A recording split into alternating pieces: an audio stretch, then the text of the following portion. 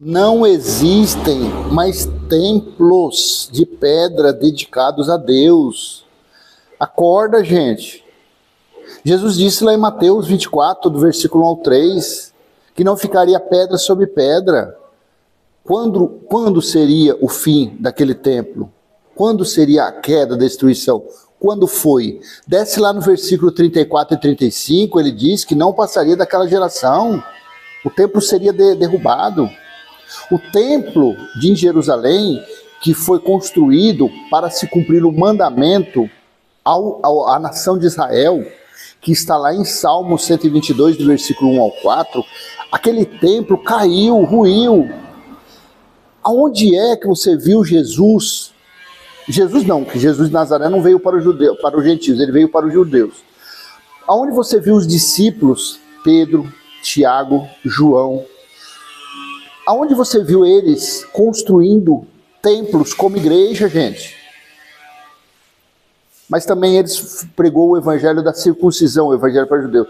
Vamos falar de Paulo, que de Romanos a Filemão, nas 3 epístolas paulinas, ele pregava, ele ensinava o evangelho da incircuncisão para os gentios.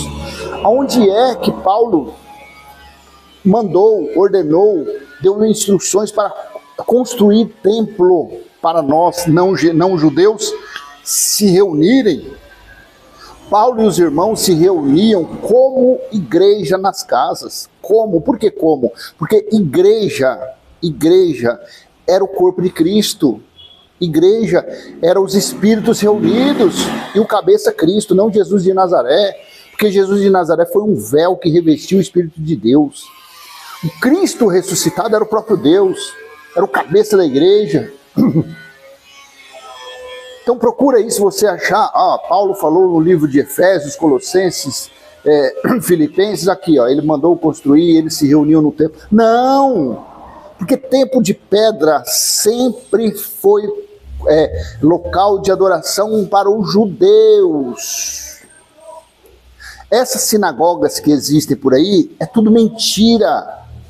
Essas sinagogas são invenção dos judeus, porque eles não acreditam em Jesus, eles não acreditam no Messias. Por isso que de vez em quando aí morreu 6 milhões na Segunda Guerra, o Zelensky é judeu, o couro está comendo pro lado dele, agora Israel está levando a chibatada. De vez em quando os judeuzinhos levam as pancadas, porque os caras não acreditam.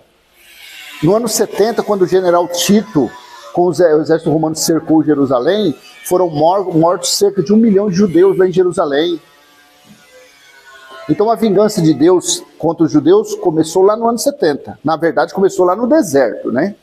Aí se estendeu. Lá no ano 70, o couro comeu para lá. Mas continua. E assim está a religião se reunindo em templos, está cometendo profanação, está em desobediência para com Deus, está na incredulidade, porque não existe templo de pedra, não existe dedicado a Deus. O verdadeiro templo está em Apocalipse 21:3. O templo de Deus, ele é totalmente 100% espiritual.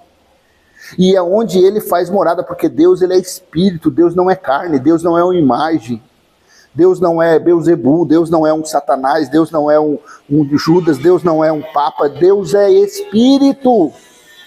Jesus já tinha dito isso lá em João 4, versículo 20 ao 24, a mulher samaritana.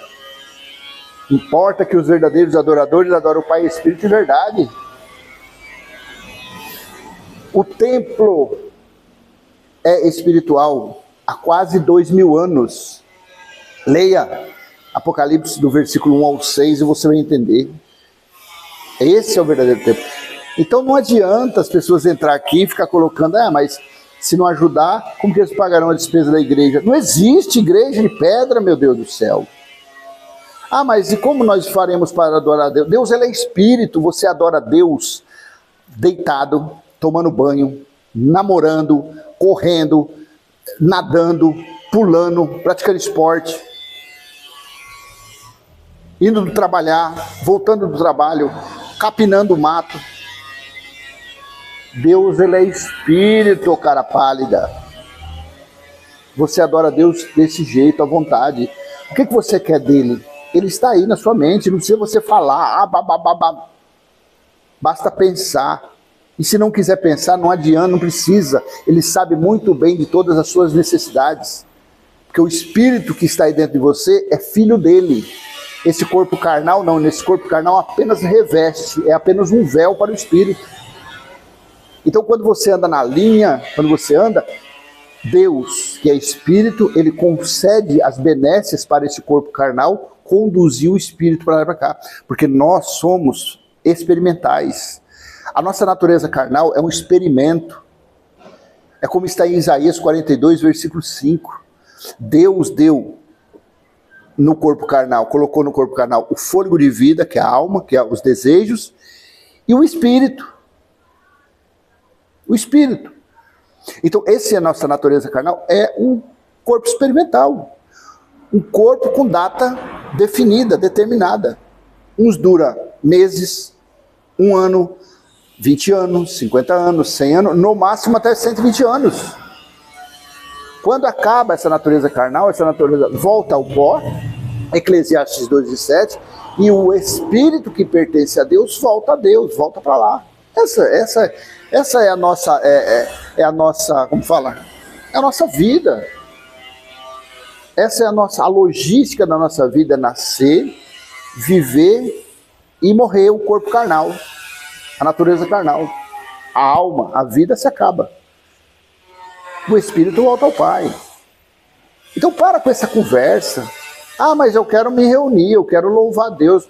Ué, na sua garagem, na praça. Mas não precisa nada disso. Mesmo que você fizer isso, ainda você estará tendo resquícios religiosos.